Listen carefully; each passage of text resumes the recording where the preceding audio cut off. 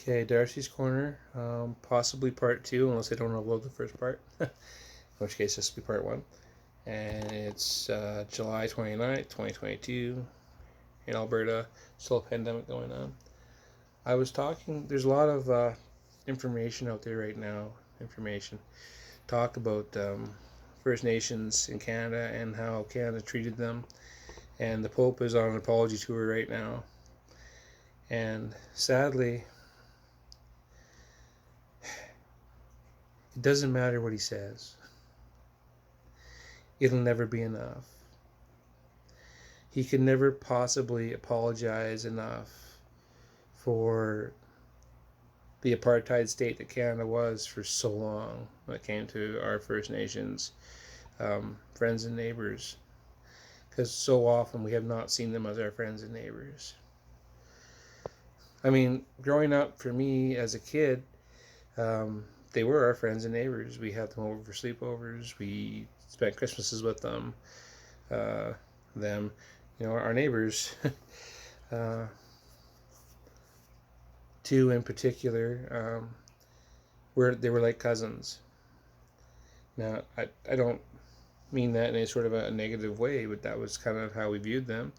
They were a couple years younger than me, so I didn't play with them so much, but my sister did, because they were her age. And her and my sister were best friends, and yeah, we just treated them like cousins. To this day, my grandmother sends their kids birthday cards with $5 in them. Okay? Now, they're not cousins in the traditional sense, and we're not actually family, but we keep in touch. We know who each other is. When their parents died, I felt pretty bad. Obviously, they felt worse. But their parents died when they were adults. Their mom died several years ago of cancer, and sadly, their dad died during the COVID pandemic. I think he just had a heart attack or something, but he may have died of COVID. I don't know. I didn't want to ask because then it might have seemed like I just cared about COVID, and their dad just died. It was very sad. But sadly, they're at the age where sometimes our parents die now. They're 6 years younger than me, and I think their dad died. I think he was in his 60s. He may have made it to his 70s. It's sad, but it happens. But the apartheid state that Canada was in for a very long time involved residential schools, and they were disgusting, right? Because the whole point of the residential school was to take the native culture, out of the natives. That was the whole point to them. I'm not saying that everybody at that school, all the teachers were bad or all the administrators were necessarily cruel, but too many of them were. But when I grew up, that was gone, or mostly gone. And those two little girls were being at the same day home we were at, and they were our friends.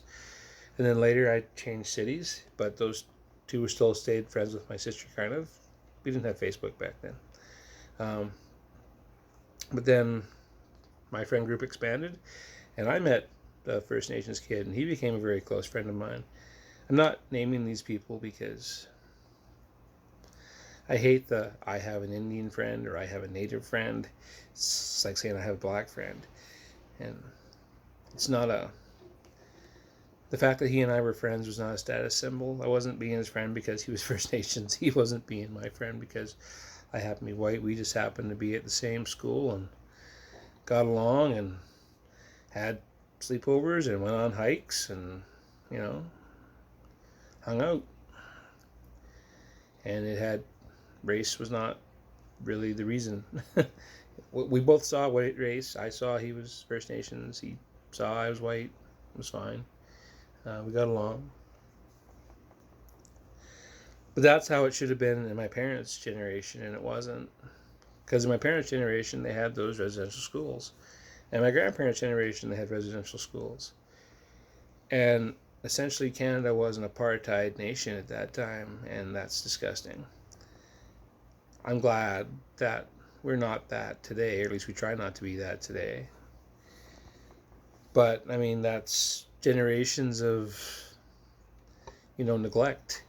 So of course it's got a residual buildup.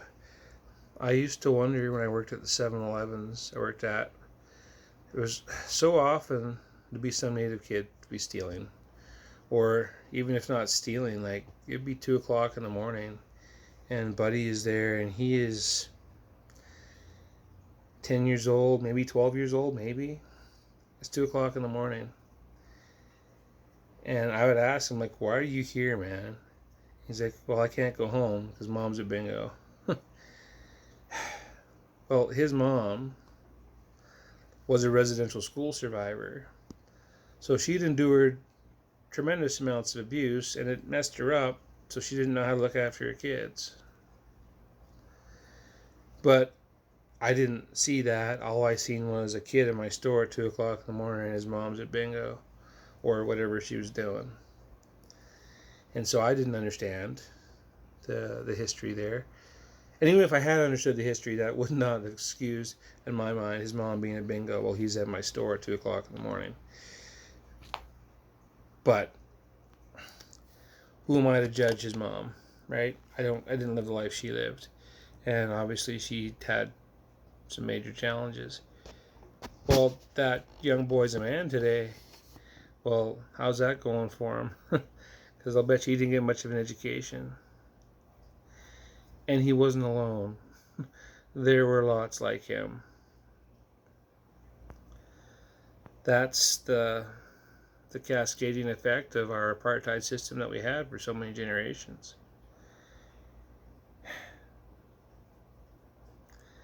I'm glad the Pope's sorry. But yeah, he can never be sorry enough. I'm sorry it happened too. I didn't cause it. I don't know how to fix it. But I wish we'd made better choices sooner. I'm glad we have the variety of people that we have in Canada. I enjoy our society. I like the fact that it's not just any one person or any one culture. I mean, I still like my North American traditions. I enjoy Christmas. I enjoy Easter. I'm not really familiar with any other holidays that are not of the Christian variety, except for like Halloween isn't exactly a Christian holiday. And a few like that, but anyway, I think if we were better educated on other cultures in Canada and North America and first world nations in general, I think that'd be good for the world. We can learn a lot from each other, and getting along is important. Anyway, don't know why I wanted to share that other than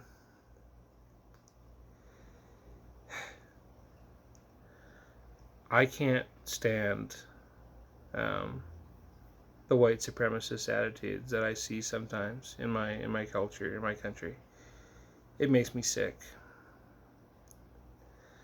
So I'm glad that Trudeau stood up to them, and I'm disgusted with Bill Maher, and I'm disgusted with Joe Rogan for going, those guys aren't racist, they just want their freedom. No, they're Nazis.